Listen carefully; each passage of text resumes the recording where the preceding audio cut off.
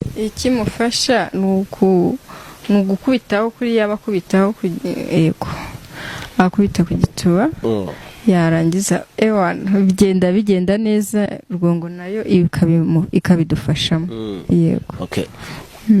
Iyo abatipe barushaho gukora imibonano mpuzabitsina bazinduka basanga birangirijeho, wowe iyo urose umutipe ari kukurongora usanga byagenze gute? Usanga kuri hatose nanjye cyangwa umwenda w'imbere nambaye utose yego. Ibice umugabo ashobora kugukoraho maze umushyuka ukakwica ukifuza kuryamana nawe nibihe?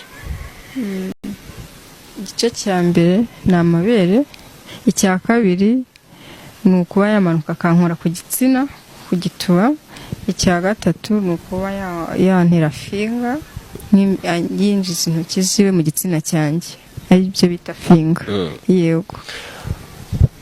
Wari washyukwa ukifuza ko hari umutipe wakurongora ukamubura? Wakurongora ukamubura umushyuka ukakwica tu nkuko natwe bitubaho ugasanga kurongora. Wowe wari wicara umushyuka ukakwica ukabura umutipe ukurongora?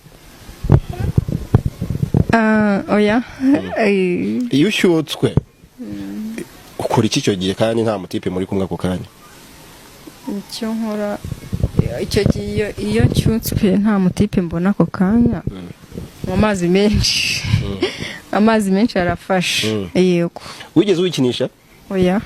Ushatse kwikinisha, uramutse ushatse kwikinisha wabikora gute? Bijya bibaho nabyo yego. Kuba umukobwa yafata intoki ziwe akazinjiza mu gituba yarangiza agakubita, ziba ari intoki ebyiri agakubita gutya, amazi araza ukumva urarangije, ariko ya ni imico mibi ni imico mibi cyane.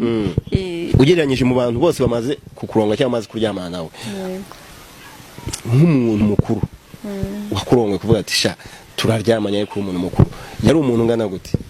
Yari afite imyaka 45. Yego. Mwari mwamenyanye gute? Uko twari twamenyanye yari inshuti yo mu rugo, ahaza aravuga ati akana we yarananyigishaga donki yego. Arangije arantereta aravuga ati umeze ute? Namubwiye ameze neza, ati amakuru ni meza. Nakunda kujya guhaha, duhurira kuri botike yego. Arangije avuga ati baguha akaji, ndagafata ndakanywa. Arangije aravuga ati nta kibazo waza kundeba. Ampa isaha, yampaye isaha ya nimugoroba saa 9. Turahura, ahantu twahuriye hari mu rugo yego. Musangayo aranyakira, ndanywa ndarya. Kurongorwa n'umusaza urumva aba ari umusaza pe, ariko ari umusaza ngo ahubwo abazi kurongora bya danje yana kwica yego. Arangije aravuga ati urakana keza, tangira kunkoraho,